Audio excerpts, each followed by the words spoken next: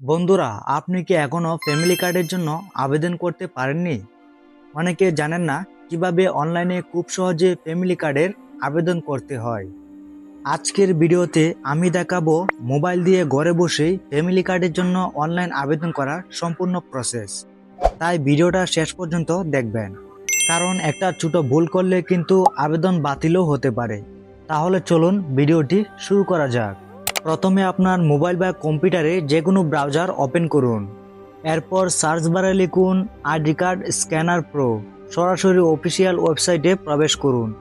Website open হলে এখানে একটি আবেদন ফর্ম দেখতে পারবেন।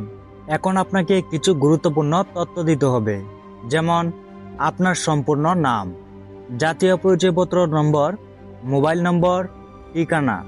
সব তথ্য অবশ্যই সঠিকভাবে এবং এনআইডি অনুযায়ী দিতে হবে, কারণ ভুল তথ্য দিলে আবেদন বাতিল হতে পারে। এরপর এখানে আপনাকে পরিবারের সদস্যের তথ্য দিতে হবে, যেমন পরিবারের সদস্যের নাম, বয়স, সম্পর্ক, জাতীয় পরিচয়পত্র যদি থাকে। প্রতিটি সদস্যের জন্য আলাদা করে যোগ করতে হবে। সব তথ্য দেওয়ার পরে নিচে সাবমিট বা অ্যাপ্লাই বাটনে ক্লিক করুন। এরপর আপনার আবেদন সফলভাবে সাবমিট হয়ে যাবে। এরপরে আপনি আপনার আবেদন ফর্মটি ডাউনলোড করে নিতে পারেন। তারপরে আবেদন ফর্মের নিচে থাকা এই ফর্মটি অবশ্যই পড়ে নেবেন। গুরুত্বপূর্ণ তথ্যাদি ও নির্দেশনা। নিম্নলিখিত কাগজপত্র সংযুক্ত করতে হবে। আবেদন ফর্মের সাথে একটি রঙিন পাসপোর্ট সাইজের ছবি স্টেপলার মেরে সংযুক্ত করতে হবে। আবেদন ফর্মের সাথে জাতীয় পরিচয়পত্র এনআইডি এর ফটোকপি জমা দিতে হবে। পরিবারের অন্য সদস্যদের যদি তাকে জাতীয় পরিচয়পত্র এর ফটোকপি দিতে হবে।